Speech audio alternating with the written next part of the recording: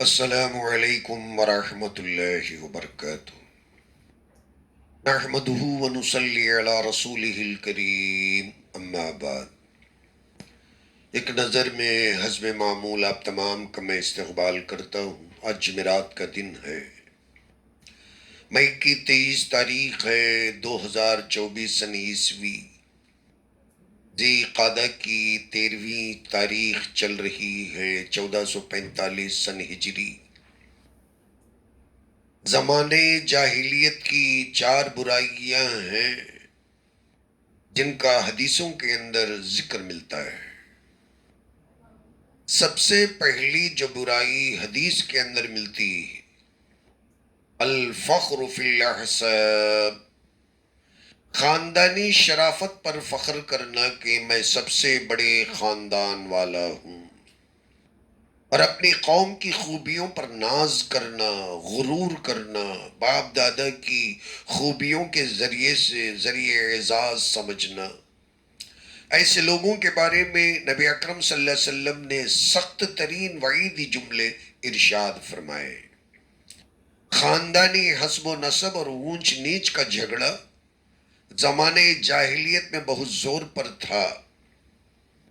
خاص طور پر قریش کے لوگ دوسرے قبائل کے مقابلے میں اپنے آپ کو عزت و شرف کے اعتبار سے بلند اور بالا سمجھتے تھے، اور اس پر فخریہ اشعار بھی پڑھا کرتے تھے۔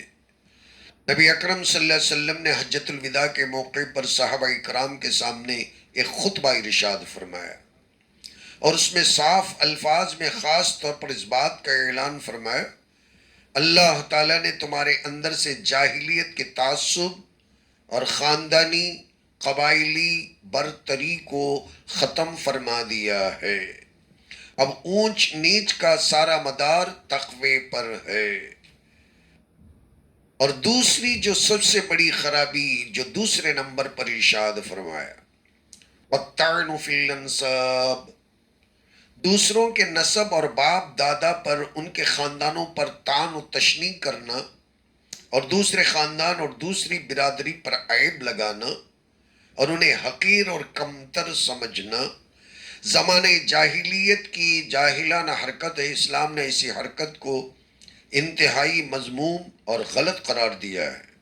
کسی قبیلے پر طنز کرنا اور ان کے عزت پر حملہ کرنا اللہ کو کسی طرح پسند نہیں، اور یہی حرکت ان کی بدنصیبی کے لیے کافی ہے۔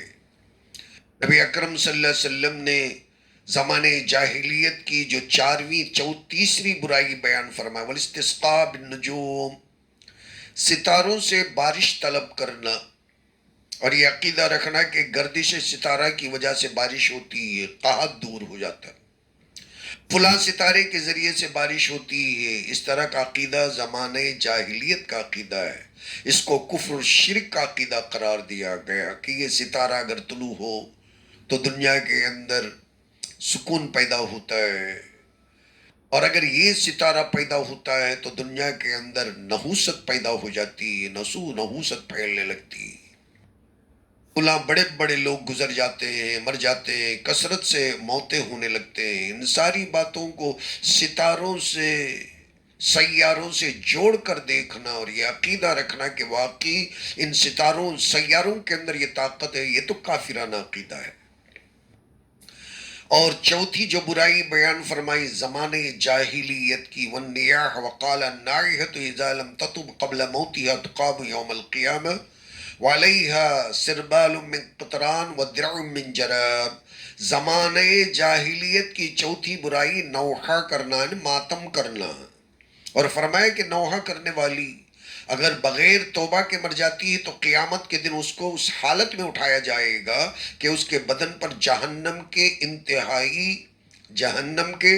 انتہائی بدبودار گندھک کا کرتا اور لباس ہوگا، اور زنگدار لوہے کی قمیص اس کے اوپر ہوگی۔ اللہ تبارک و تعالیٰ ان برائیوں سے امت مرحومہ کی حفاظت فرمائے۔ آمین، وآخر الدعوانا ان الحمد للہ رب العالمین۔